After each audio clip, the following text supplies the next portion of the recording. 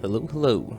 So, it's definitely been a bit since the last time I've been able to pop on YouTube and put my spin and take on my latest content endeavor. So for this episode, I feel like I have a weird one for the modern gamer. Today's question is, should you play Roadwarden? An illustrated text-based RPG smothered in pixel arts and this wacky combination of various RPG elements, visual novel storytelling immersion, and D&D tropes throughout. Yes. The answer is without a doubt yes. Like, holy goodness gracious yes. Roadwarden is by far my biggest surprise so far this year in terms of games that took me off guard. The games I typically play, the games I've reviewed, they all sort of give you a glimpse into how it's going to suck you in, or, well, not suck you in. However, Roadwarden was a game that I really didn't care for when I read its description or even looked at even as reviewing its overwhelmingly positive Steam page reviews. The art was beautiful, but every snapshot is just text and vintage aesthetic icons. But I needed something to play, and I figured why not take the risk. If it's bad, it'll be a shorter review. And I was wrong. This game is meant for story-driven gamers, my vintage gamers, and even my RPG lovers, so I'm going to tell you why. As I did in previous videos, I want to break down Roadwarden into its core categories. We have the story of Roadwarden, the gameplay, its vintage appeal in a modern setting, who the game is for, and then who the game is not for. Starting off strong, I want to touch on the story of Roadwarden. To start off, the game immediately immerses you into its world by having you decide essentially who you are as a Roadwarden. Your first thoughts are most likely, well, what is a Roadwarden? Don't worry, this is a text-based RPG, and we don't need to adhere to traditional English literature editorials. We're allowed to info dump here. And for anyone that's ever written a novel or worked with an editor, they may share in their own personal journey and how much it hurts to be told you're info dumping by your editor. So a Roadwarden is a guardian of the known roads, a helper of the community, and a herald to deliver messages between townships. But you, as this particular Roadwarden, have been given a mission by the Merchants Guild of your home city of Haviland. You are being sent to a remote peninsula where the city and merchants have an interest in the area's ability to be useful trade partners. But as you adventure, you discover more and more about the geopolitical structures of not only the remote peninsula, but also the city of Haviland and how they would react to these communities. As part of your journey, you are also asked, if there's time, to discover what happened to the previous Roadwarden, Asterion, who went missing and was never heard from again. With this story setup, you decide a few things about your characters, such as, are they good in a fight, or are they more merchant inclined? Or was the Roadwarden someone more attuned with magic, something the game calls pneuma? These selections dictate your starting gear, certain reactions and abilities in different situations, and overall how you may or may not be able to address certain quest lines and quest solving through your playthrough. From this point forward, all of your choices really do become your own. From the moment your character ventures forward, you will be greeted by 2 lone guards sent prior to your arrival during Asterion's initial expedition. It seems they are not only the people left alive after a skirmish, but it turns out they were fighting with local bandits, and from this initial conversation you can start role-playing your Roadwarden. Do you not shake their hand? Do you choose to keep yourself refusing the offers of hospitality and food? Or do you risk showing kindness and accept what offers are being given to you, with no way of knowing if these are actually the surviving guards, or possibly they may be the surviving bandits? There's truly no way to tell what is the right answer, and I think this is because Roadwarden doesn't have any right or wrong answers. The story continues forward from this point on, allowing this initial area as a low-bar tutorial. As your Roadwarden ventures forward, you discover varying settlements. These settlements have their own leaders, merchants, and ranges of issues that you have the opportunity to become entwined with. From plagues to woodworkers, and to leaders who wish to become a more absolute leader of the peninsula. Roadwarden's strongest gameplay element is its story, so it's something I don't want to spoil by going through these varying settlements and characters, but in the same breath, it would be a shame to not dive into how Roadwarden's story unfolds. The story takes place over 40 days, which does add some weight to the amount of time and the amount of traveling you utilize during your playthrough. Now, one important note is the 40-day time limit is the medium/intended difficulty. For people who do become familiar with the story, there's an option to increase the difficulty, which not only increases damage taken, but it also cuts the timeline to be 30 days instead of 40. And for the players who wish to explore all the facets of the storyline, they can embark on the easiest difficulty, which removes this time restriction and allows better starting conditions and forgiving quest choices. Roadwarden is a game designed around choices and chances. I personally found myself making choices based on who I thought my Roadwarden was, and this in turn made me feel more invested in the outcomes of certain quest lines, even if it wasn't ideal or even beneficial to my playthrough. As you near the end of your journey, you will eventually be required to leave and embark back to Hopalong. As you return home, all of your choices, outcomes, and decisions begin to combine, and you are welcome to a beautiful aftermath story that details how all of your choices led to impacts throughout the peninsula. With the story being the strongest part of the game, and how it's solely up to the player to influence the storyline, the next logical question is, so how's the gameplay? Gameplay within Roadwarden is peculiar, at least for a millennial gamer such as myself.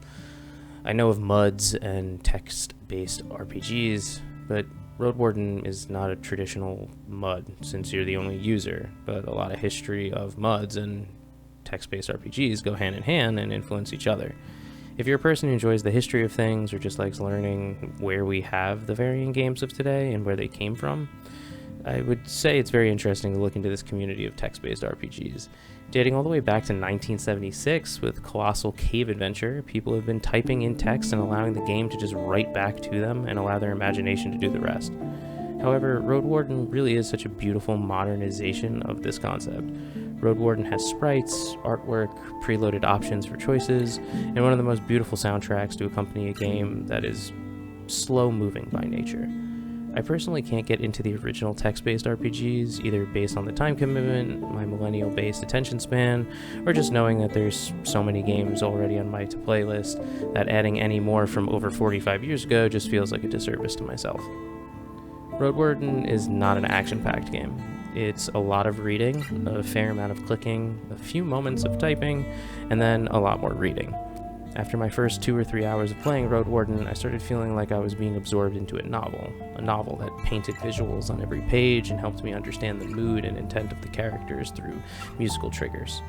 For example, there's this one specific storyline that I spent roughly 8 to 10 days of in-game time trying to figure out and understand.